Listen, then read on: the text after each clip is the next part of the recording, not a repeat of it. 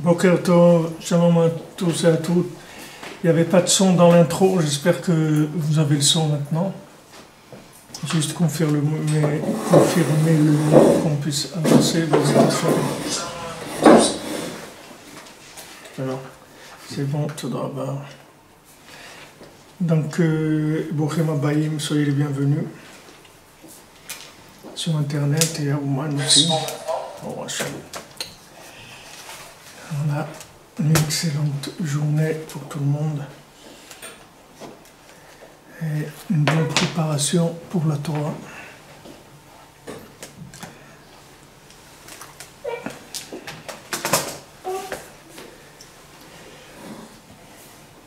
Comme on a vu, se préparer pour la Torah, c'est-à-dire préparer à avoir de l'Aïmouna, que le Hashem, le Tzaddik, il va pouvoir enseigner une Torah Chadasha, une Torah nouvelle, c'est-à-dire une Torah qui permet de connecter plus de gens. C'est la nouvelle Torah qui est à Shavuot, comme on a vu. On est arrivé, pour Hachem, aujourd'hui à ce que Rabbi Nachman est présent sur beaucoup d'endroits, dans beaucoup de cœurs, et beaucoup de gens témoignent du progrès, du changement que ça a apporté dans leur vie. Bon, Hachem, on est là pour ça, pour que l'humanité puisse prendre conscience de la bonté d'Hachem et se connecter par l'intermédiaire du Tzaddik. Donc hier on a vu le principe c'est-à-dire une clé importante, que à chaque fois qu'on est attaqué dans notre vie, qu'on a des ennemis, que ces ennemis nous empêchent de progresser dans tous les domaines, en fait ça entraîne quoi? Ça entraîne que Akadosh Baruch Hu, il se rapproche plus de nous. Il se rapproche plus de nous, ça veut dire qu'il fait descendre sa Torah à un niveau plus palpable pour nous, plus accessible. Donc on a vu l'exemple dans Hanouka, que bien que la lumière d'Hachem est légèrement descendue en dessous de 10 Tfachim, le fait que les Grecs, ils ont voulu nous empêcher de faire la Torah, c'est ça qui a entraîné que Hachem il est descendu en dessous de 10 Tfachim. C'est-à-dire qu'il est descendu vers l'endroit des rampants, comme on a dit hier, et comme plusieurs personnes nous ont... On est bloqué. Qu'est-ce qui est bloqué? C'est pour les partages. On ne laisse pas partager. Donc bien ça, Hachem, voilà, cette lumière, elle s'approche et elle descend de plus en plus bas. Et c'est le travail du tzaddik chaque jour de faire descendre la lumière plus bas. C'est-à-dire plus bas, ça veut dire donner des outils de compréhension aux individus de manière à on puisse communiquer. Donc voilà, on n'est pas bloqué, et tout marche, bon, Hachem. Donc on arrive page 59 dans notre brochure. Comme je vous l'ai dit, on est presque à la fin de notre étude de la Torah 51. On va prendre encore quelques semaines et ben, Hachem, on aura fini. Donc Rabbi Nathan nous dit que la mitzvah d'allumer la bougie de Hanouka, elle est en dessous de 10 tfachim. Parce que normalement, en dessous de 10 tfachim, ce n'est pas une résidence officielle de la Torah, de la Shrina, pardon. C'est-à-dire que normalement Hachem, il ne réside pas dans les zones qui sont en dessous de 10 tfachim. Comme ils ont dit nos sages, que jamais la Shrina descend en dessous de 10 tfachim, c'est-à-dire en dessous d'1 mètre. C'est-à-dire que en dessous d'1 mètre, c'est une zone qui appartient à tout ce qui est de plus bas dans le monde. C'est tellement bas que la Shrina ne descend pas. C'est comme la halakha qu'il y a dans le Shulchan Aruch, que le matin, on doit se laver les mains au réveil. Pourquoi on doit se lever les mains? Parce que parce que le fait que maintenant l'âme a quitté le corps et pendant la nuit, la majorité de l'âme a quitté le corps pendant la nuit, après elle revient, alors il y a de l'impureté qui vient aux extrémités du corps. Alors cette impureté, elle vient dans les mains et dans les pieds. C'est l'extrémité, c'est de là où l'âme elle sort. Alors c'est écrit donc dans la halakha qu'on doit se laver les mains. Maintenant on dit, alors pourquoi on ne se lave pas les pieds aussi? Puisque c'est les deux endroits. Alors c'est écrit que, parce que les pieds, c'est un endroit tellement bas, qui est toujours en contact avec la terre, qu'on ne peut pas le purifier. Donc on ne fait pas. On ne fait pas parce que ça ne sert à rien. C'est trop bas. Donc cette zone-là, qui est une zone de 1 mètre, un petit peu moins d'1 mètre, 90 cm au niveau du sol, c'est rampant, c'est-à-dire c'est l'endroit des rampants. C'est là où on est bas. C'est pour ça que, par exemple, un endeuillé, Hachem Ishmor, il doit s'asseoir d'Afka en bas, c'est-à-dire dans cette zone-là, parce qu'il est endeuillé, il montre sa douleur. Et par exemple, à Tisha B'Av, alors on doit s'asseoir d'Afka là-bas, parce que c'est pour montrer notre deuil, notre endeuillement sur la destruction du temple. Alors maintenant, Kadosh Baruch Hu, à Hanouka, il descend là-bas. C'est-à-dire qu'il descend là-bas, et en fait, c'est pas que à Hanouka, c'est qu'il est descendu là-bas à Hanouka grâce à cette guerre qu'il y a eu contre la Torah, cette guerre qu'il y a eu contre la vérité. En fait, ça n'a fait que donner à la vérité plus d'accessibilité aux zones inférieures. Donc, en fait, individuellement, généralement, ça se voit, puisque l'âme Israël, il est aujourd'hui ce qu'il est dans tous les domaines. Et il y a un progrès dans l'humanité aussi, de gens qui prennent conscience de la présence d'Hachem, de la communication possible avec Hachem, de l'Ashgacha Pratit, au niveau général. Mais au niveau individuel, c'est aussi le même principe. Comme au niveau général, Paro, il a dit, voilà, ce peuple-là, plus tu le persécutes, plus il se multiplie. C'est comme ça qu'il fonctionne. C'est-à-dire, plus tu veux le persécuter, plus il se multiplie. Comment ça marche que plus tu le persécutes, plus il multiplie? Parce que le principe, c'est qu'Hachem, il est toujours avec les persécutés. Tout celui qui est persécuté, il a tout de suite un rapprochement avec Hachem. Parce qu'Hachem, sa nature, c'est la miséricorde. Donc, dès qu'on embête quelqu'un, Hachem, il est avec lui. Même si celui qui l'embête, il a raison. Mais dès que quelqu'un est persécuté, Hachem, il est avec lui. Dès que quelqu'un est en difficulté, il y a une nature spirituelle d'Hachem qu'il est toujours avec celui qui est persécuté.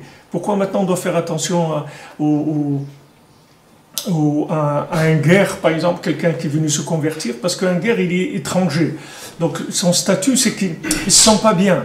Il ne se sent pas accepté, il ne se sent pas, comme on dit, faire partie de la maison. Alors il est mal à l'aise. Donc Hachem, il nous dit, fais attention à lui. Fais attention à lui. Et à 5 fois dans la Torah, on nous dit d'aimer l'étranger. Tu dois l'aimer. Pourquoi tu dois l'aimer? Parce qu'il a une tendance déjà affaiblie. La même chose pour un orphelin, la même chose pour une veuve. Parce que c'est une nature spirituelle. C'est la nature spirituelle d'Hachem que le persécuté, ça attire tout de suite la miséricorde d'Hachem sur lui, la protection. Et il n'y a plus de jugement. C'est-à-dire il n'y a plus de tzedek, c'est-à-dire de justice. Il n'y a plus de justice. C'est-à-dire que dès que la personne elle est persécutée, automatiquement, il reçoit la protection d'Hachem. Peu importe pourquoi il est persécuté, on ne regarde pas ça. Mais le fait de persécuter quelqu'un, ça rapproche tout de suite la présence divine. Par exemple, un malade, la shrina, elle est à son chevet tout le temps. Quelqu'un qui est malade, il a la shrina qui est proche de lui tout le temps. Pourquoi? Parce qu'il est malade. Comme il est malade, tout de suite ça attire la présence divine. Donc maintenant, aujourd'hui, qu'on a une génération de grands malades, c'est-à-dire on est frappé dans tout, de la tête, de tout, c'est-à-dire on est dans une génération très malade. Il faut savoir qu'on a, une surveillance rapprochée, c'est-à-dire qu'Hachem, il est très très proche de nous. Et il entend la prière. Hachem, il entend la prière. C'est-à-dire que Hachem, Il y a une halakha dans l'écouté halachot sur Tfilat Mincha, où il explique là-bas que que Tfilat Le'ani qui est Atof, c'est-à-dire la prière du pauvre, que Hachem il écoute la prière du pauvre. Dès qu'un pauvre il prie, tout de suite Hachem il écoute la prière. Pourquoi? Parce qu'il est pauvre. Donc comme il est pauvre, il y a un rapprochement très grand qui se fait avec Hachem. Ça c'est une nature, tu peux pas, c'est pas quelque chose que tu peux changer. C'est une nature spirituelle parce que la nature d'Hachem, c'est la miséricorde. Donc le cœur d'Hachem, si on peut dire la miséricorde d'Hachem, elle se déclenche tout de suite dès qu'il voit de la persécution. Alors ce principe-là, il est depuis le début de la création du monde. C'est pour ça que maintenant, avec la réparation de la faute du premier homme, on va arriver à un niveau de développement beaucoup plus grand que s'il n'avait pas fauté. Parce que maintenant, le fait qu'il a fauté, c'est-à-dire que le serpent, il a fait tomber, d'accord? Maintenant, quand il a fait tomber le serpent, il a fallu recalculer complètement tout le système. Hachem, il a recalculé tout le système, parce que de toute façon, Hachem, il va sortir gagnant. Hachem ne va pas faire faillite.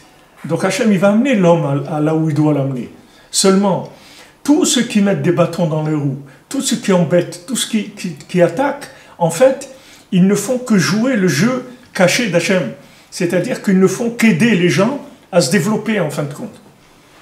C'est-à-dire que maintenant avec 2000 ans d'exil, on nous a tellement persécutés, c'est-à-dire physiquement, spirituellement, que les gens ils sont tellement loin, ils sont tellement fous, que en fait, qu'est-ce que ça a amené? Ça a déclenché une Torah qu'il n'y a jamais eu dans le monde.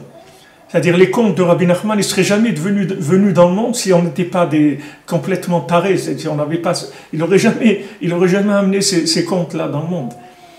Donc maintenant, d'un côté, c'est dur parce qu'on se sent persécuté, attaqué, etc.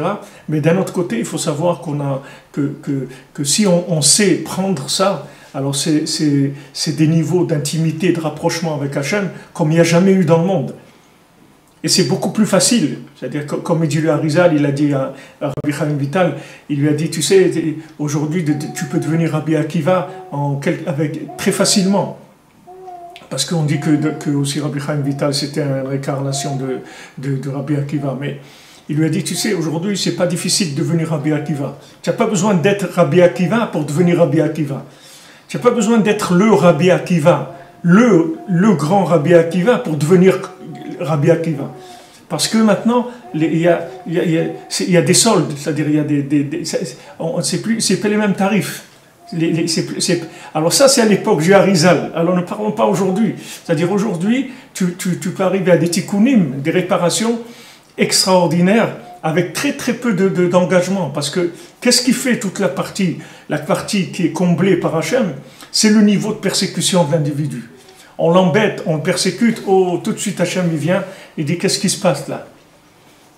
Comme j'ai vu m'envoyer quelques petites vidéos marrantes comme ça à Paris, il y a un juif qui se déguise il se déguise comme s'il il faisait des manifestations contre Israël, et il va et dit aux Français, voilà une formule que vous allez dire aux manifestants. Alors il leur fait faire Miché Bérard aux soldats de Tzahal et à Bibi Netanyahu. Alors tu vois, tu vois, on est dans un monde de fous complètement, c'est-à-dire que mamache complètement fou. Alors le fait qu'il y a de la persécution, il faut savoir qu'il y a un rapprochement très grand.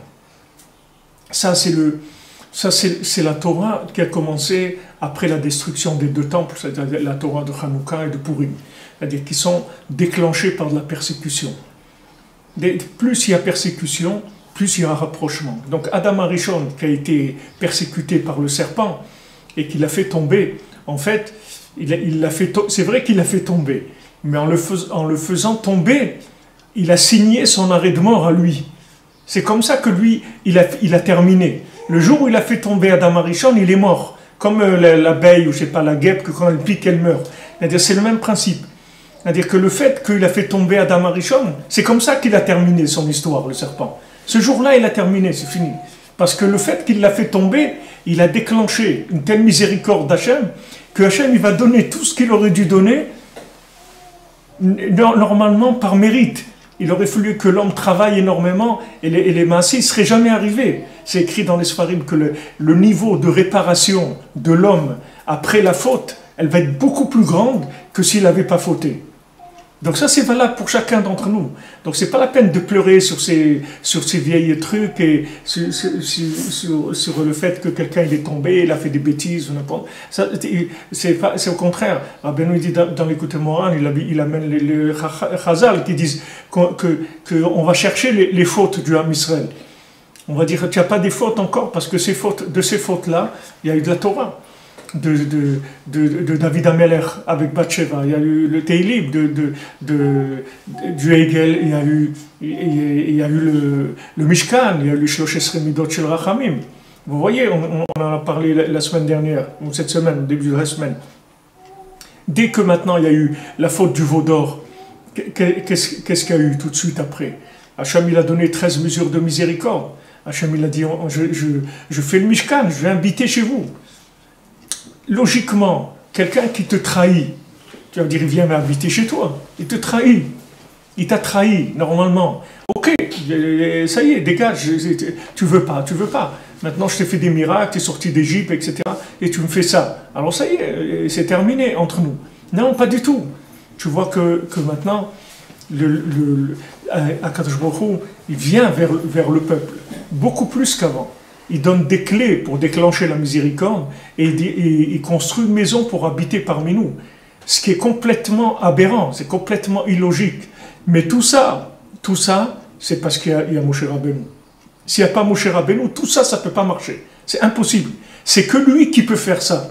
C'est-à-dire, si lui ne vient pas, c'est terminé. Si lui ne vient pas, on applique la justice. Si lui, il n'intervient pas, Moshe Rabbeinu, c'est la justice. Et la justice, elle tombe. Il n'y a pas de... Mais maintenant, le fait qu'il y a Moshe Rabbeinu, et que Moshe Rabbeinu, il a une confiance en lui totale, c'est-à-dire une confiance dans la miséricorde d'Hachem. C'est-à-dire, il connaît la nature d'Hachem. Il n'a aucun doute sur ça. Donc, il n'est pas impressionné par ces apparences de justice que les maasés, c'est tous ces anges-là et tous ces accusateurs qu'on a dans le ciel qui viennent pour appliquer la justice.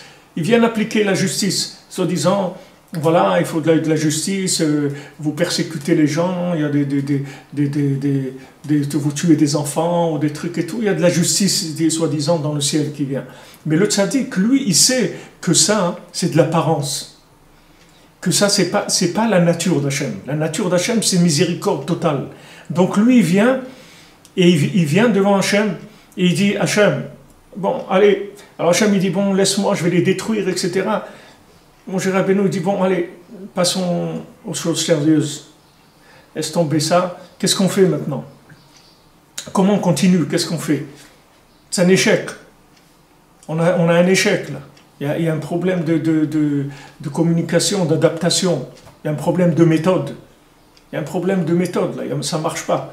Tu les fais sortir d'Égypte, tu leur donnes la Torah, ils rejettent la Torah, ils ne sont pas intéressés par la Torah, ils aiment les bêtises et des choses de ce monde, etc. Donc qu'est-ce que tu veux?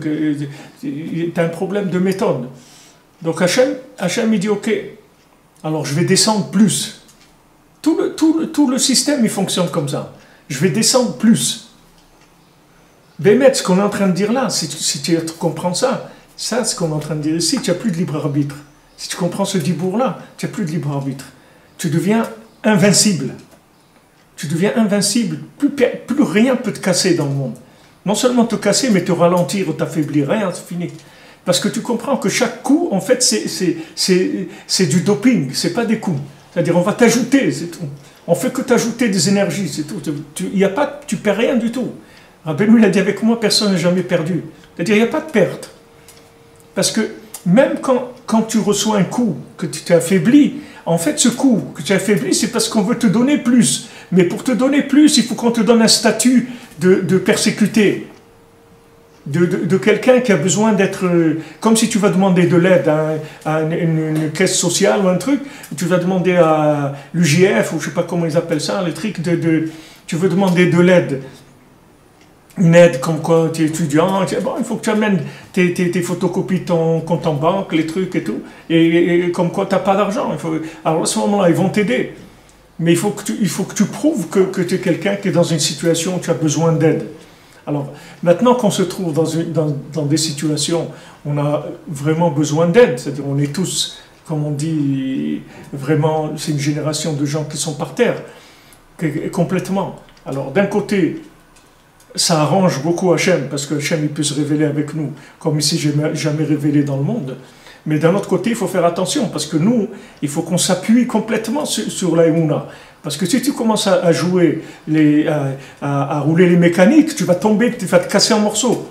Si tu commences à croire que tu es quelqu'un de capable, tu vas te casser en morceaux.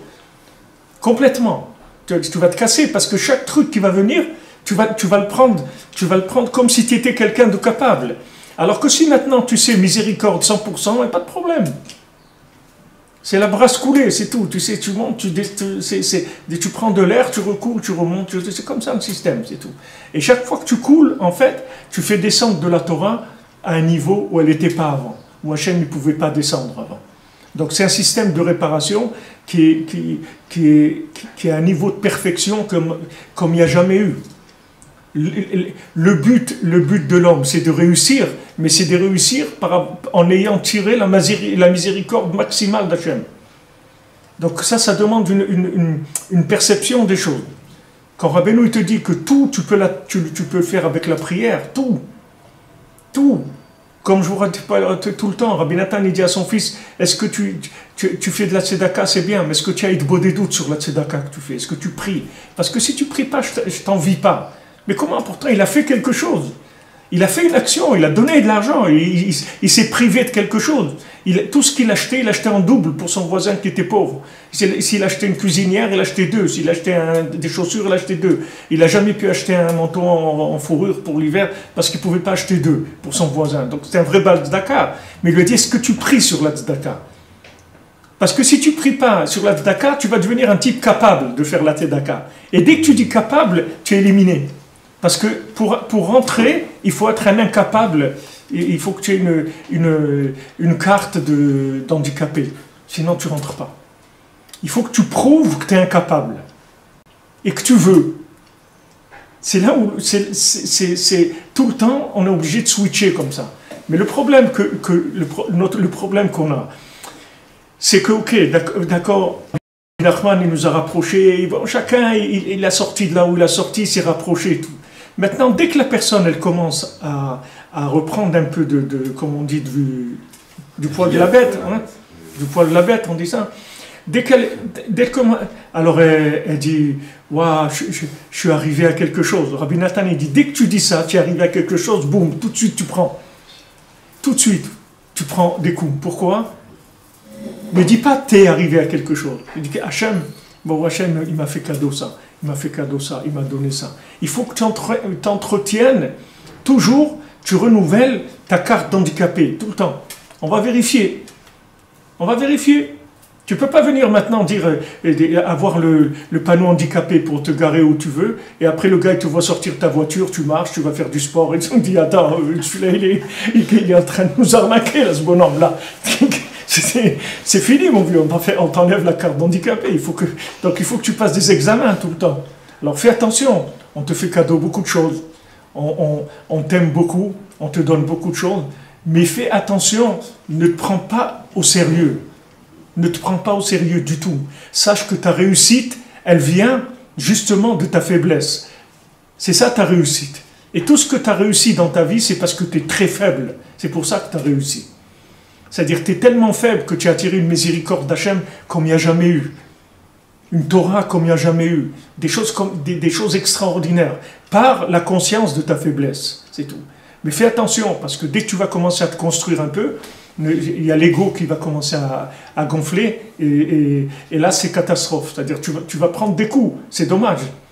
C'est dommage que ça te coûte. Alors que c'est gratuit. Pourquoi tu fais semblant de payer? C'est gratuit. Pourquoi tu fais semblant, moi je paye? Pourquoi tu joues ça? C'est gratuit. Pour toi, c'est gratuit pour lui, c'est gratuit pour l'autre. On est tous dans le gratuit, donc tu viens faire quoi là?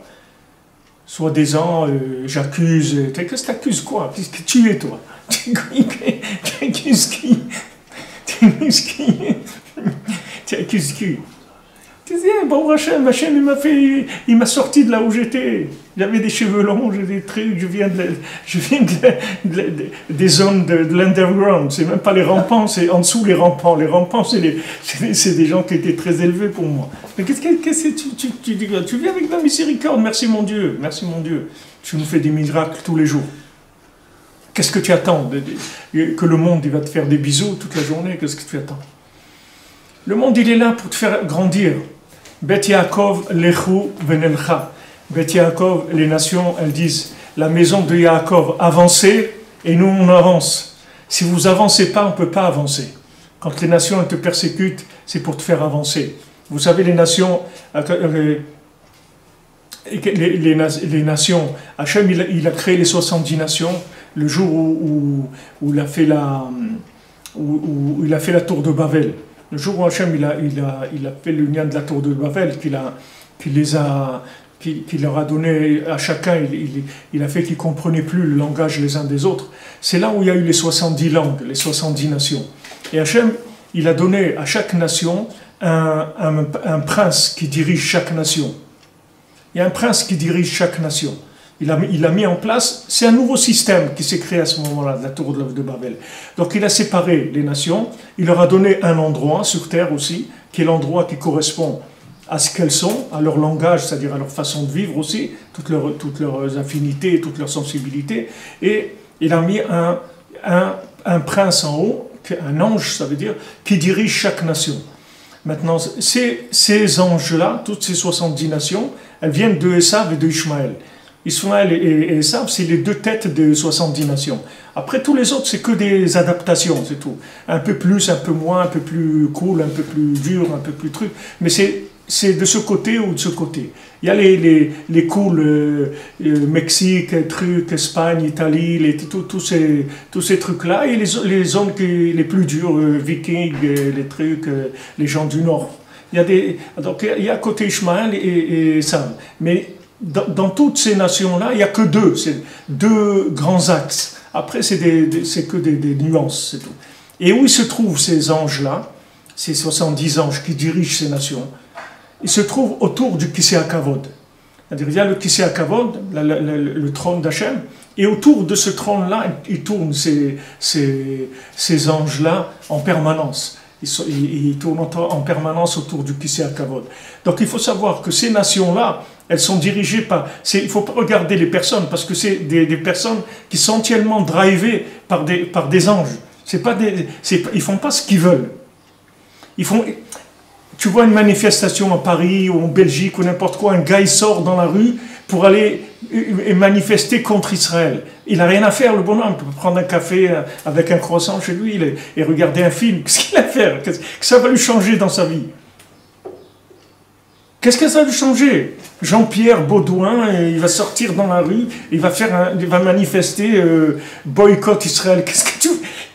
T'as rien à faire dans ta vie, t'as pas de femme, d'enfant, t'as pas un chien à la maison, un truc, t'as rien à faire que ça. Tu vois que le gars, c'est pas lui qui veut faire ça. C'est pas lui qui veut faire ça. Lui, normalement, il est dans ce monde pour profiter de la vie. Ça s'appelle profiter de la vie, ça, boycotter Israël. Ça s'appelle pas profiter de la vie. Mais pourquoi ils font ça? Parce qu'ils sont drivés par des anges en haut. Et ces anges-là qui dirigent ces nations, en fait, elles créent, c'est eux qui créent le tempo, c'est-à-dire la rythmique entre le Ham Israël et Hachem. C'est eux qui créent cette rythmique-là. C'est-à-dire, de la même manière que tu as une clipa, si tu épluches une banane et tu la laisses à l'air, tu vas voir en quelques heures la tête qu'elle va avoir, la banane. Tu comprends? Elle va pourrir tout de suite. Tant qu'elle est dans son enveloppe, elle peut durer beaucoup plus longtemps. Maintenant, tous ces anges-là, en fait, ils jouent l'enveloppe. C'est-à-dire, ils viennent à l'envers.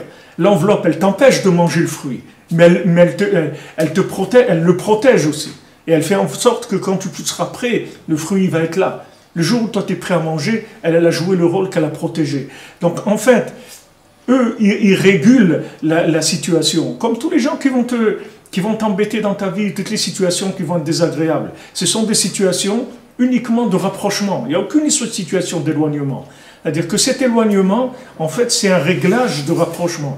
Pourquoi? Parce qu'on a besoin de miséricorde. On a besoin de miséricorde. Beaucoup de miséricorde. Donc automatiquement, il y a des gens qui vont jouer le rôle de persécuter. Du tout. Maintenant, si tu rentres dans la logique, que tu crois que ces gens-là, ils sont vrais, que soi-disant la politique européenne, il n'y a rien à dire. Tu perds ton temps de rentrer là-dedans. De parler de ça, tu perds ton temps. Ça ne sert à rien. Ce n'est pas à ce niveau-là qu'il faut travailler. Prends un billet, viens au Mans, viens à Kunaklali, c'est tout. Laisse tomber tous ces trucs-là. Ça ne sert à rien. Ça va t'amener nulle part. De dire, ouais, où elle est la vérité, où elle est la justice. Ça ne sert à rien. Tu vas nulle part avec ça. Tu vas nulle part. Toi, il faut que quand tu vois ça, quand tu vois cette haine, cette opposition et tout, tu dois tirer de la miséricorde. Tirer de la miséricorde. Bon, Hachem Rabbeinu te donne des moyens comment tirer la miséricorde. Il te dit, voilà, fille de Bodédout, lève-toi la nuit, endeuille-toi sur le Beth Amikdash, viens au Man, fais Tikkun HaKlali. Tout ce que Rabbeinu te donne, c'est comment tirer de la miséricorde. Puisque Rabbeinu dit que tous les décrets qu'il y a dans le monde, c'est parce que les gens ne font pas de Bodédout, c'est tout. Si tu faisais de Bodédout, tu n'aurais pas de décret. Bichlal, il n'y aura pas de décret. Mais comme maintenant, à un moment, tu lâches la communication, du fait que tu lâches la communication, on ne peut pas s'occuper de toi. On ne peut pas s'occuper de toi. Mais si tu ne lâches pas la communication, on s'occupe de toi. Quelqu'un m'a envoyé un enregistrement de... Il y avait quelqu'un qui était à Méron. Il était à Méron, il s'est fait voler son téléphone. Il y a une dame qui lui a volé son téléphone.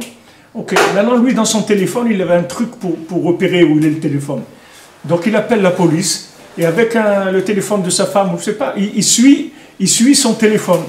Donc il voit que son téléphone, il se dirige vers Tzfat.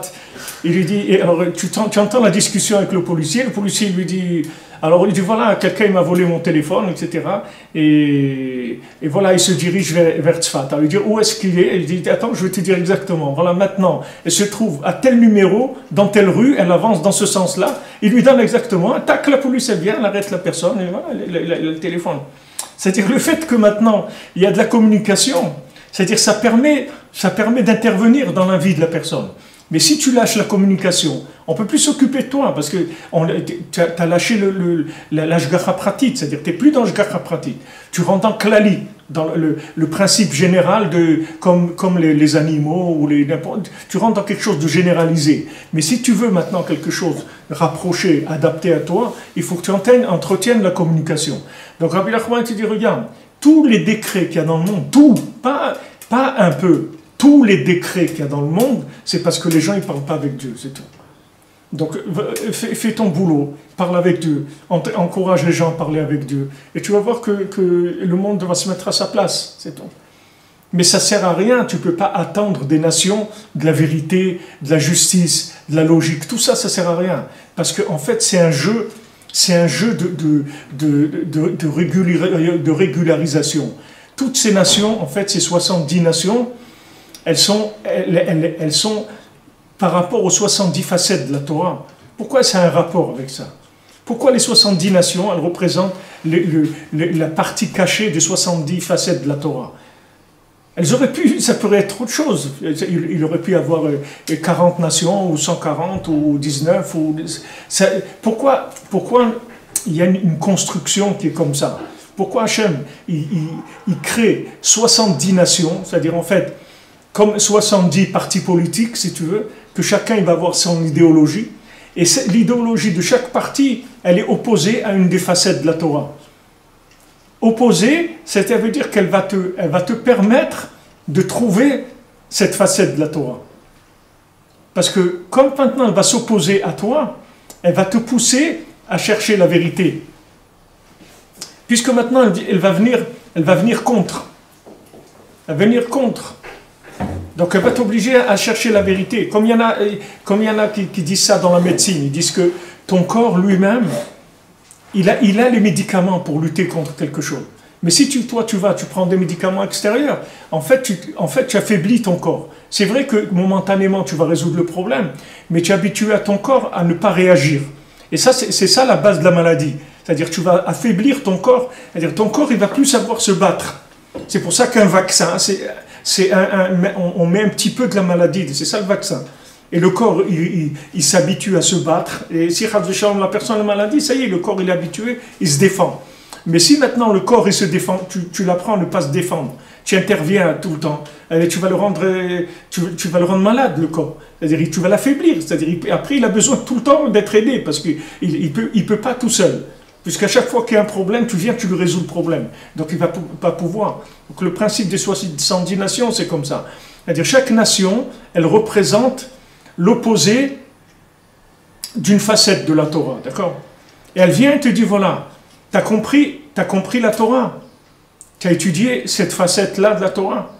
Alors tu dis oui. Et dit, regarde, moi, je suis le contraire de ça.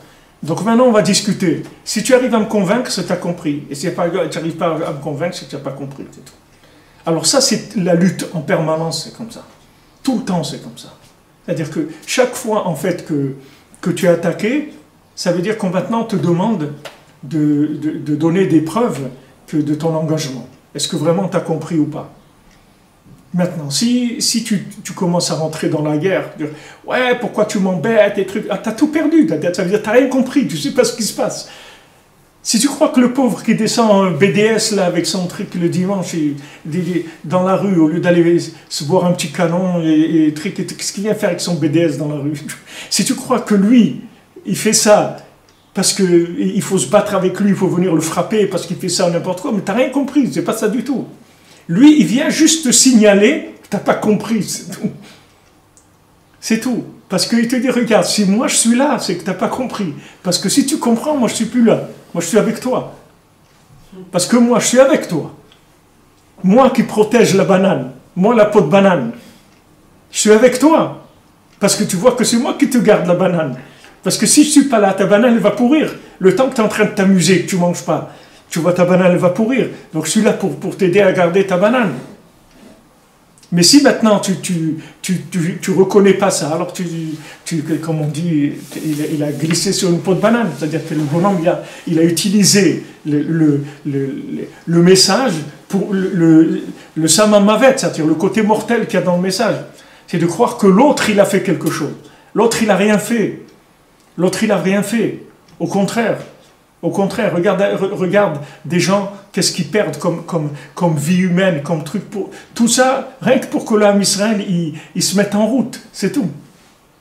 Rien que pour l'âme Israël, qu'il se mette en route. Comme c'est dit dans Megillat Esther, que ce qu'il a fait à Achashverosh, quand il a enlevé sa bague, ça a été plus que toutes les Torachot, plus que toutes les remontrances de tous les Lévim de l'âme Israël, de tous les prophètes. C'est-à-dire, quand il a laissé sa vague, il a donné à Aman pour dire, ok, vas-y, tu peux y aller. Cet acte-là, il a entraîné du repentir et de l'éveil dans l'âme Israël, plus que tous les prophètes qui sont venus dans l'âme Israël. Il va falloir attendre un avertissement aussi grand que celui d'Aman pour faire tu vois, au l'âme Israël. Non, maintenant, il n'y a pas besoin. Il y a quand même, tu vois, il y a quand même tu vois des nations entières, l'Iran et tout. Tu vois bien comment ils sont énervés et ils veulent détruire Israël. Pourquoi ils veulent détruire Israël? Ils n'ont pas de quoi manger. Ils investissent dans des armes nucléaires. Et le peuple, il est complètement. C'est incompréhensible comment ces gens-là, ils ne se révoltent pas. Ils vivent, ils mamachent, ils sont dans la misère, les gens. Et non, programme nucléaire, il faut détruire Israël. Tu crois que c'est normal, ça, comme réaction? Tu vois que c'est pas normal. Pourquoi il y a ça? Parce que tu n'as pas les réponses. Tu n'es pas capable de donner la réponse. C'est-à-dire la facette de la Torah à laquelle eux, ils correspondent dans le temps opposé, tu ne l'as pas. Tu n'as pas cette lumière-là. Donc maintenant, lui, il te redouble l'emballage pour qu'il tienne plus longtemps, puisqu'il voit que tu ne vas pas t'en servir. Tu comprends? Il voit que tu ne vas pas t'en servir. Alors ok, tu t'en sers pas, alors je mets encore de l'emballage, je mets au frigidaire, je vois que tu manges pas, je vais le mettre au congélateur. Parce que je vois que tu ne manges pas. Donc je suis obligé d'emballer plus, de faire des méthodes d'emballage en attendant que tu te réveilles. Et toi maintenant, quand tu vas prendre conscience de ces attaques, Il faut savoir comment les prendre. C'est-à-dire que quand ça vient, tu dois te dire, mais Ribono Shel Olam, pourquoi ça? Pourquoi ils veulent nous détruire? Qu'est-ce qu'il y a? Pourquoi cette haine? Il ne faut pas que tu crois que c'est une guerre entre cette manifestation extérieure de l'opposition. En fait, si tu traduis ce message-là, tu vas comprendre que c'est juste un message de motivation et que Hachem il te dit, regarde mon ami, avance, bouge-toi parce que, comme on dit, ça sent le roussi. Mais c'est pas parce que eux, ces anges-là qui dirigent ces nations, ils sont pas méchants, ils sont autour du Kisei HaKavod. Il n'y a pas de méchanceté. C'est eux-mêmes, c'est écrit dans ce que je vous dis là, c'est écrit dans la Kabbalah, il y a des analyses c'est très beau comment c'est présenté. Mais en fait, ces anges-là, qui sont autour du Kisei HaKavod, c'est la clipa du Kisei HaKavod. Ces anges-là. C'est le même principe qu'il y a en bas, en haut. Ils sont autour du trône céleste, et les maasés, c'est eux qui jouent le rôle de la clipa. C'est-à-dire qui sont là autour pour jouer comme si tu vas prendre la boxe, c'est un bonhomme en face de toi, c'est avec lui que tu vas t'entraîner. Tu vas t'entraîner, tu vas essayer de le frapper, il va essayer des trucs, et c'est comme ça que tu vas te développer. Donc le message, si tu veux, de ce qui nous est opposé, c'est pas de dire « ouais, il est méchant, avec ça, tu vas sortir quoi ?» Voilà, maintenant, ok. Tu as dit, voilà, les Européens, ouais, c'est des pourris, ils sont avec les Palestiniens, ils sont contre nous, ils ne voient pas que les Palestiniens, en fait, ils veulent détruire le truc, pour le Guéder, pour rentrer en Israël, faire du mal, ok. Tu vas rentrer là-dedans. Vas-y, avance là-dedans. Tu vas arriver où après? La conclusion, c'est quoi? Moi, je suis bien, lui, il n'est pas bien. C'est à ça que tu vas arriver. C'est-à-dire, moi, j'ai eu raison, et lui, il a tort. Tu comprends? Alors maintenant, si tu as raison, tu es bien dans ta peau, c'est toi qui as raison, ok. Avec ça, tu vas où? C'est-à-dire, on va avancer avec ça, on ne va pas avancer. On ne va pas avancer, on va nulle part avec ça. Mais si maintenant tu te dis, attends, Hachem, il envoie des choses comme ça, donc il faut se réveiller, les amis, il y a quelque chose qui ne va pas là. C'est-à-dire, il n'y a pas assez d'approfondissement, il n'y a pas assez on ne déclenche pas assez de miséricorde. Donc il fait déclencher plus de miséricorde. C'est pas que je dis maintenant que eux, ce qu'ils font, c'est bien et tout. Après, ils ont le rapport avec Hachem. Après, les comptes, ils vont le faire, ça c'est leur problème, c'est pas le mien. Si quelqu'un il vient m'embêter, il vient m'insulter, il vient me faire des problèmes, lui, il a un rapport avec Hachem, il va payer son truc, c'est son problème. Mais moi, comment je capte le message, moi je ne dois pas rentrer là-dedans. Moi je ne dois pas rentrer dans le côté, il m'embête, il m'a pris, il m'a fait, etc. Je ne dois pas rentrer du tout là-dedans. Parce que moi je dois considérer ça comme étant une situation qui va me donner de l'avancement. Et tu vois, dans le Ham Israël, chaque fois qu'on a eu des problèmes, chaque fois qu'on a eu des attaques, chaque fois qu'on est tombé, on est toujours sorti gagnant. Si tu vois l'état, c'est-à-dire le statut aujourd'hui du Ham Israël dans le monde, il n'a jamais été aussi bien que ça. Jamais.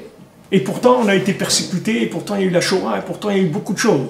Mais, tu vois, résultat des courses, tu vois qu'on est présent sur les marchés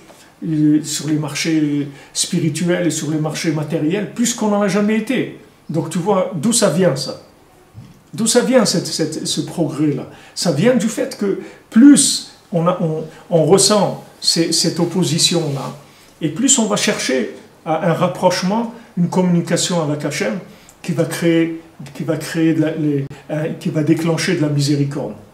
Donc si maintenant tu t'habitues que quand tu vois des problèmes, tu t'adresses à Hachem, tu dis Hachem, s'il te plaît, et tout, moi je veux faire tchouva, ben mais.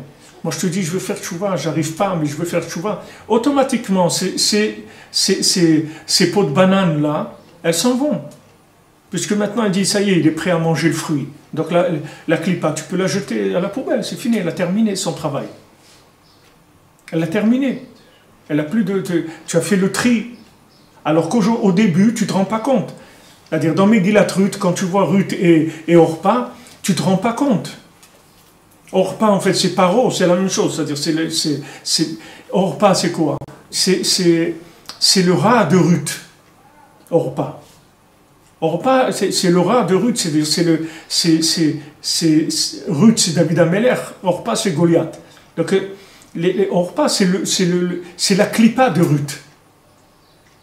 Et comment elle s'en sort, Ruth? Elle ne le sait même pas. Elle ne la regarde même pas, Orpa. Elle ne regarde même pas ce qu'elle fait, Orpa. Mais quand maintenant, Naomi, elle donne un message, tu vois que les deux, elles traduisent complètement différemment le message. Elles comprennent le message différemment. Et là, il y a beaucoup de finesse dans le texte, beaucoup de profondeur et de finesse dans le texte, où tu vois l'interprétation. Tu vas voir que le texte, des fois, il y a un vav dans le mot. Des fois, il n'y a pas de vav. Des fois, Naomi, elle parle au singulier, et des fois, elle parle au pluriel. Des fois, elle dit un message qui s'adresse que à Ruth, ou que à Orpa. Et des fois, elle dit un message où il y a les deux. Donc maintenant, qu'est-ce qu'elle fait, Naomi? Les Maasé, elle enlève de David la clipa de Esav. Elle enlève de David la clipa de Esav. Et à ce moment-là, David il va se trouver devant Goliath et il va faire tomber Goliath et c'est terminé. C'est Mashiach ben David, c'est-à-dire il sort. Il est sorti. Mais maintenant, Orpa, elle a suivi tout le long de la route. Elle était à côté d'elle. Elles étaient amies toutes les deux. Elles étaient vraiment amies. Mais à un moment où il a fallu l'engagement pour commencer, comme on dit, les choses sérieuses, tu vois que Orpa elle dit Atkan, je peux pas aller plus loin. Ok, c'est très bien. Maintenant, Orpa, elle avait du bien en elle, puisque dans la peau de la banane, il y a un peu de la banane. C'est pas rien à voir avec la banane. Sinon, ça aurait été un morceau de plastique. Tu vois que c'est pas un morceau de plastique, c'est pas un emballage en plastique. C'est quelque chose qui a du parfum, qui a du goût lui-même, qui a un petit peu du fruit, etc.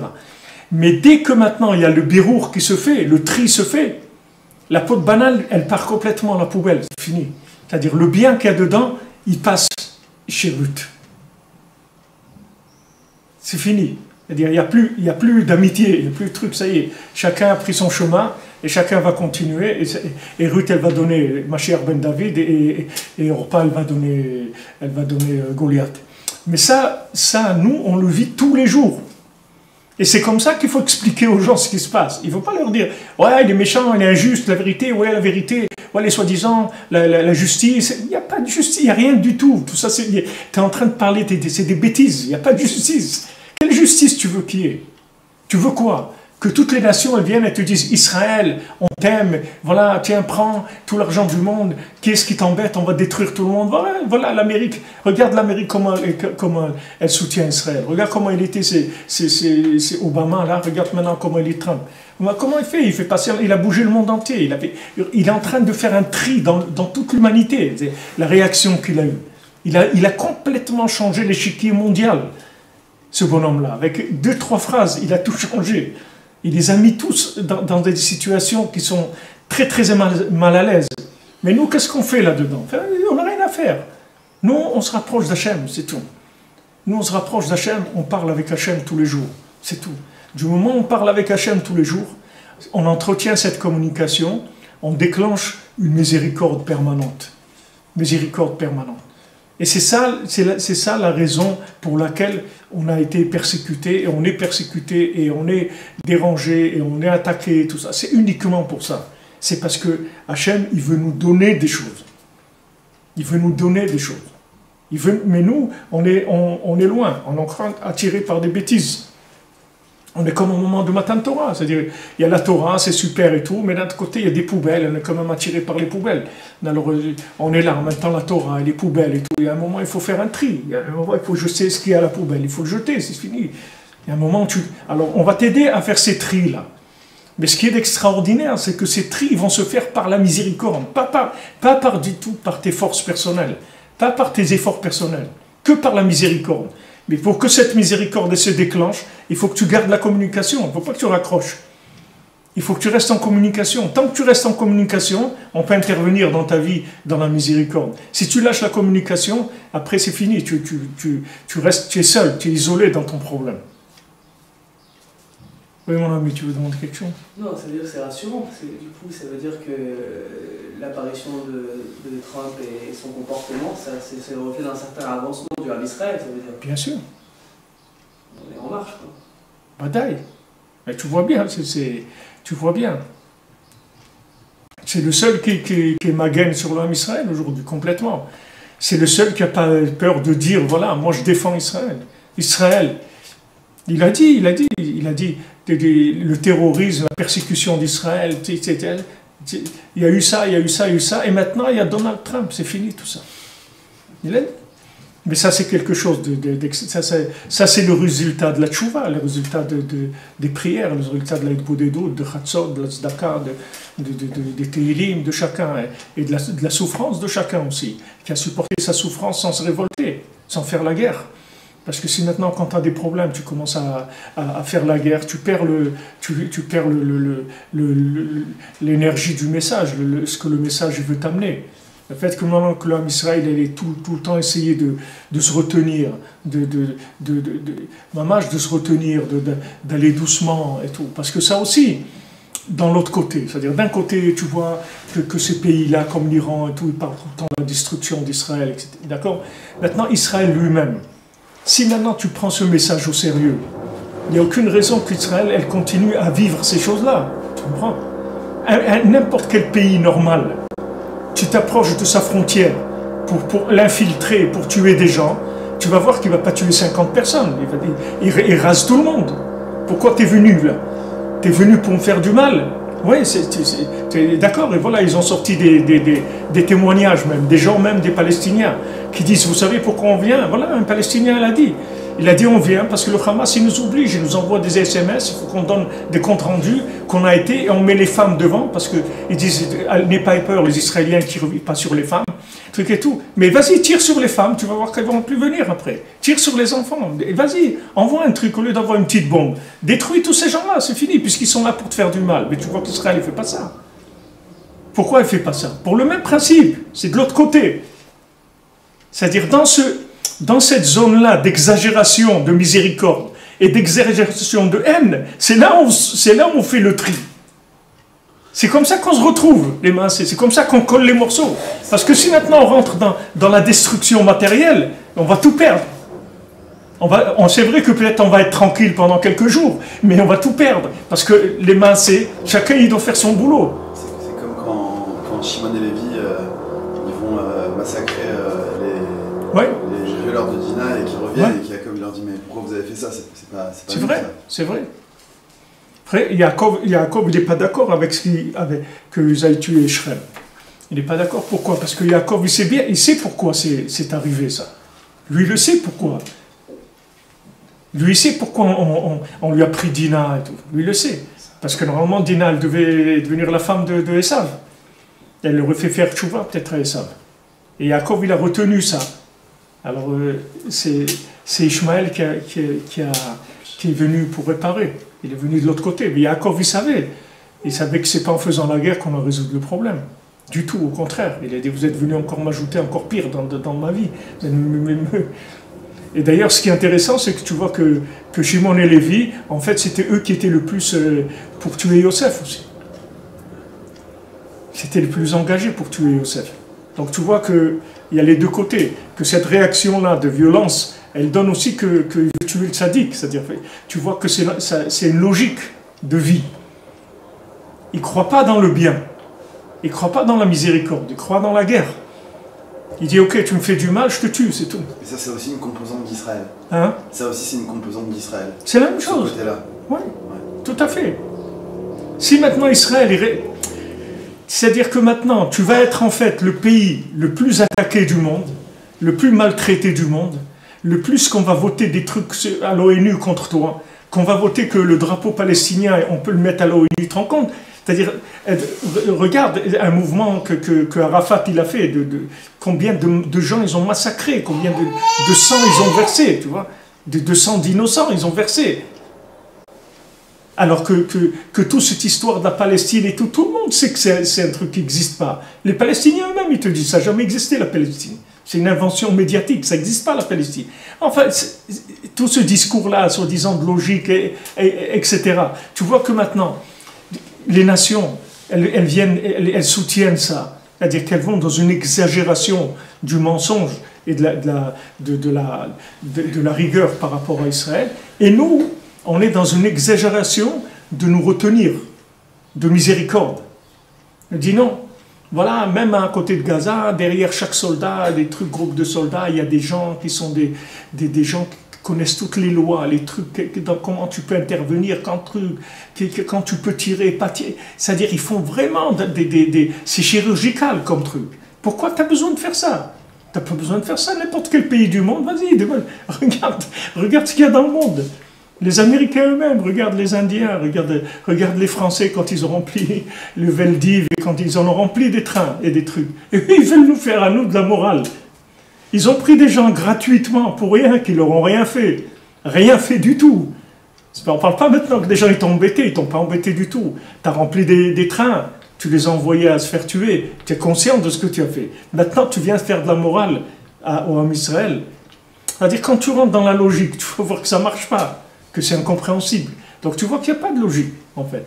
Il n'y a aucune logique là-dedans. Et si tu rentres dans la logique, tu vas rentrer dans les nerfs, tu vas rentrer Et en fin de compte, si tu rentres dans cette logique politique, etc., ça va entraîner que tu vas plus parler avec Hachem, parce que tu vas parler dans la politique, tu vois. C'est-à-dire, au lieu maintenant, c'est comme le psy, c'est-à-dire que tu vas aller chez le psy, il va te faire parler, mais après tu ne vas pas faire des doutes, parce que du moment où tu as parlé avec le psy, tout ce que tu avais à dire, tu l'as dit, maintenant pourquoi tu vas parler avec Hachem? Tu ne vas pas parler avec Hachem. Donc ça c'est pareil, si tu fais des discours politiques, tu vas commencer à dire, ouais, les trucs, après tu peux pas parler avec Hachem.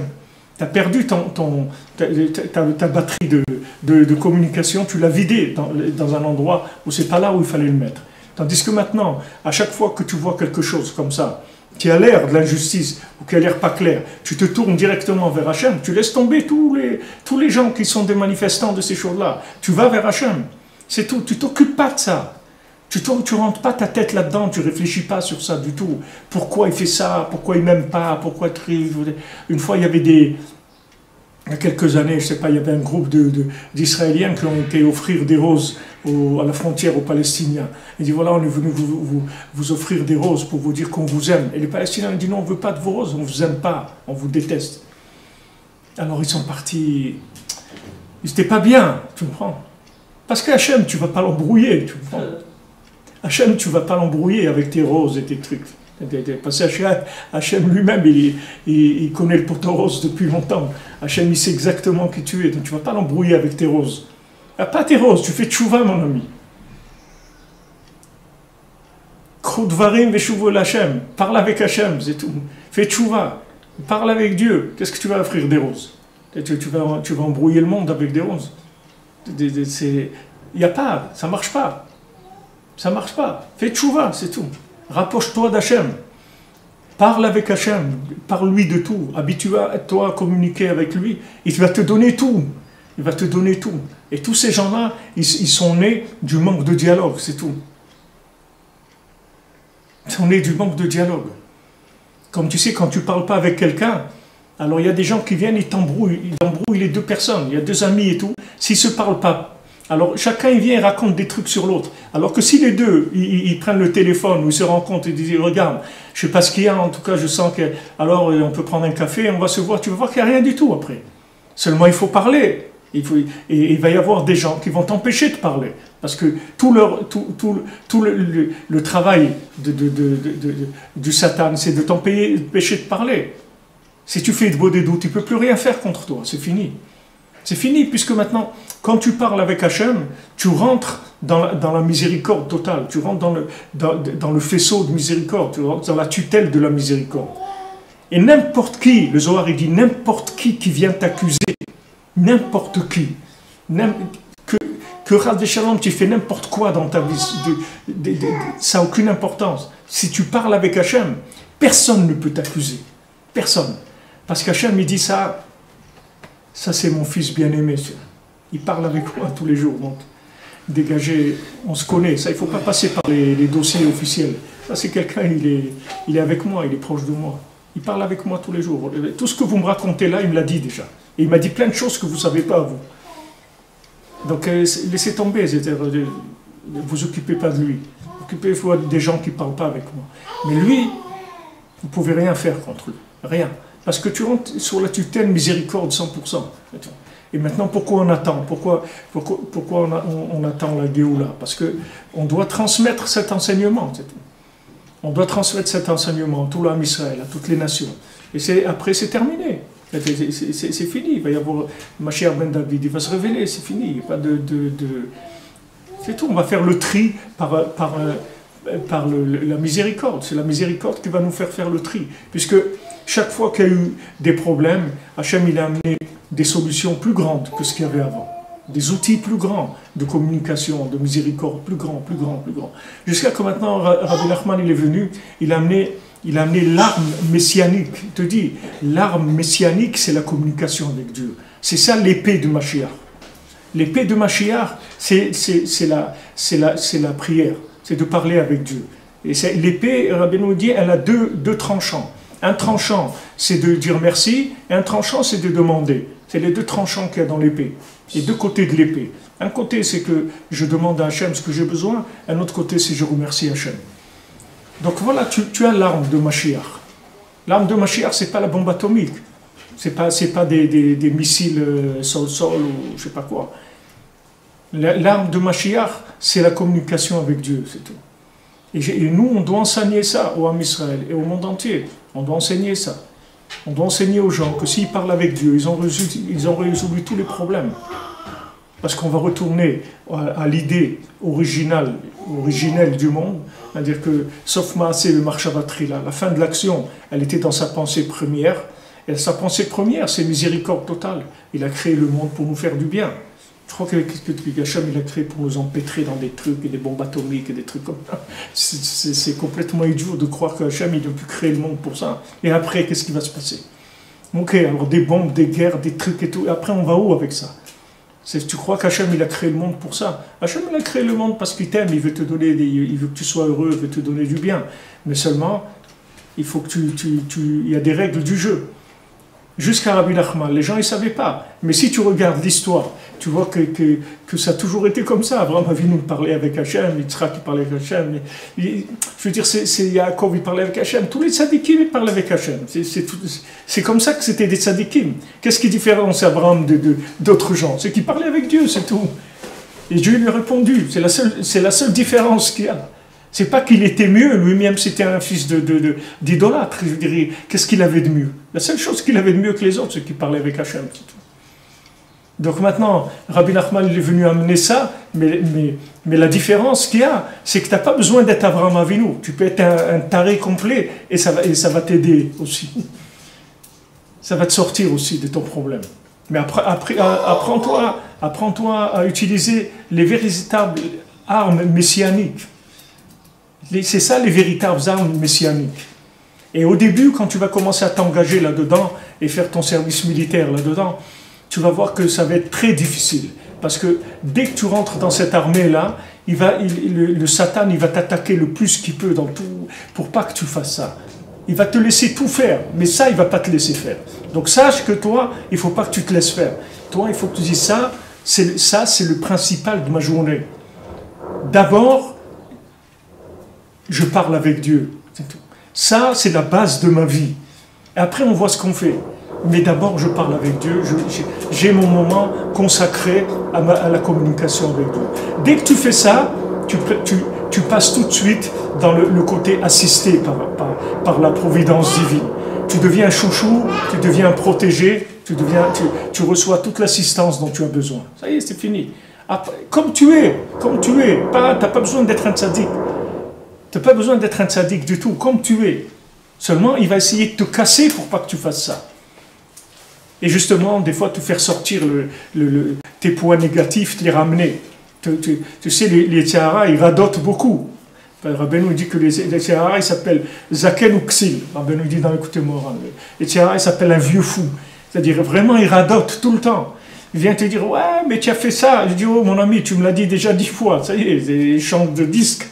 Ouais, mais tu as fait telle bêtise. Mais ok, tu me l'as dit, oui. Ça y est, laisse tomber. Laisse tomber. Non, il vient, il te ramène tout le temps les erreurs que tu as faites, les bêtises que... Pourquoi? Parce qu'il veut te casser le moral. Mais le but de te casser le moral, c'est pas pour que tu sois cassé, c'est pour que tu parles plus, c'est tout. C'est pour que tu te fâches avec Dieu, c'est tout. C'est ça à quoi il lui est arrivé. Le Baal Shem Tov lui dit que le Yetzer Hara, il n'est pas intéressé par te faire une avéra. Le Yetzer Hara, ce qu'il cherche, c'est à te casser ton moral. De manière à ce que tu te fâches avec Dieu. C'est à ça qu'il veut arriver, le Yetzer Hara.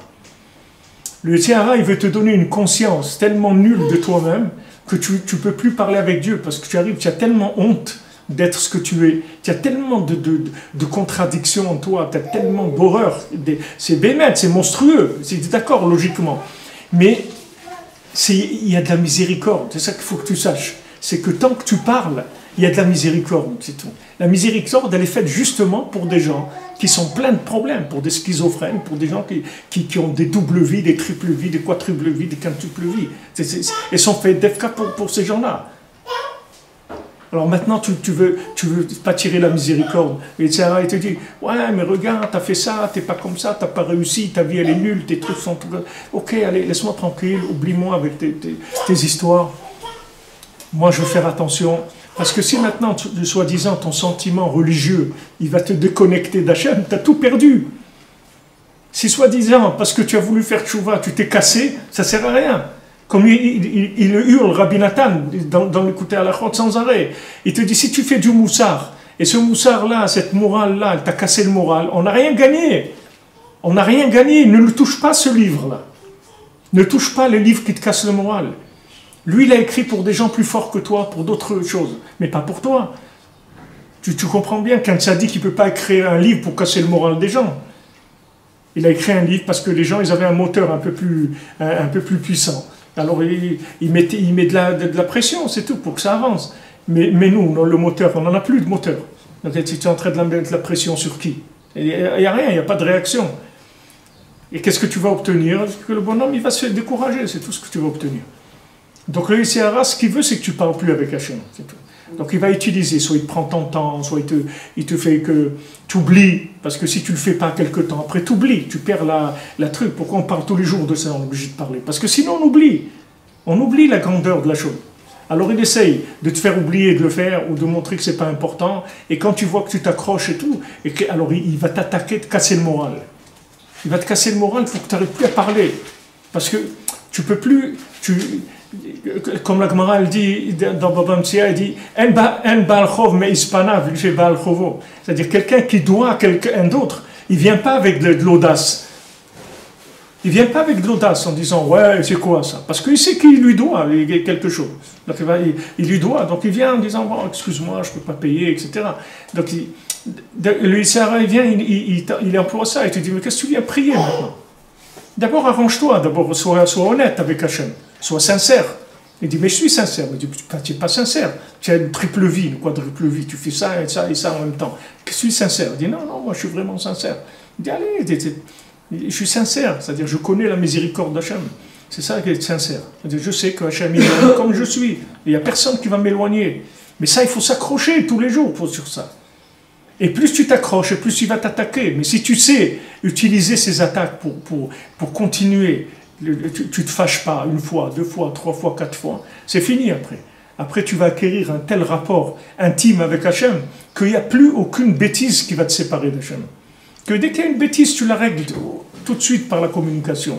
Tu dis Hachem, pardon, ce que j'ai fait là, c'est pas moi, tu sais très bien, moi je ne veux pas faire de bêtises. Je vais parler avec toi tous les jours. Si je voulais faire des bêtises, je ne serais pas en train de parler avec toi. Donc je viens parler avec toi pour te dire justement, moi je ne veux pas faire des bêtises. Mais qu'est-ce que je veux faire? Tu sais, 2000 ans de galop, tu sais d'où je viens, tu sais. Moi je demande que ça, voilà, que tu me libères de cette folie-là. J'attends que ça. Mais en attendant, je prends mon mal en patience, c'est tout. Mais tu parles avec Dieu, tu ne te décourages pas. Avec ça, tu répares tout. C'est ça Matan Torah, je vous l'ai dit, Bezat Hashem, on dira pendant Shavuot, Torah Nunvav, 56 dans l'écoute moral. C'est miséricorde totale, c'est ça le Matan Torah. La Torah, c'est de prendre conscience que Hachem, il est entièrement miséricordieux. Tous les livres qui ont été écrits de Torah, c'est pour t'apprendre ça, c'est tout. C'est pour que tu apprennes ça et que ça soit quelque chose qui soit intégré dans ton cœur de manière à ce que tu vives avec ça. Bon les amis, Be'atzlacha. Une bonne journée, que des bonnes choses, des bonnes nouvelles. Et Chag Sameach. Donc on se retrouve ce soir à 3h pour le shiur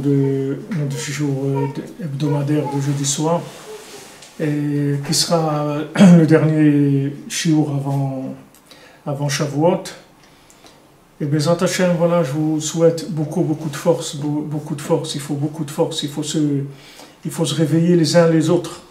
Il y a des fois où on est endormi, bon Hashem, les autres ils nous réveillent. Et on doit se réveiller, se pincer comme ça, se pincer les joues gentiment les uns aux autres en permanence pour nous rappeler que Hashem il nous aime et qu'il attend qu'on parle avec lui pour nous donner tout ce qu'il a à nous donner de bien. Et communiquer avec les autres, leur montrer que c'est ça le chemin de la vie, il n'y en a pas d'autre. Alors, Bezrat Hashem, bonne journée, une bonne santé pour tous les malades, tous les gens besoin de refoua, Aouva Bat Mazal, tous les gens qui m'ont donné des noms, je fais les refoua tous les jours.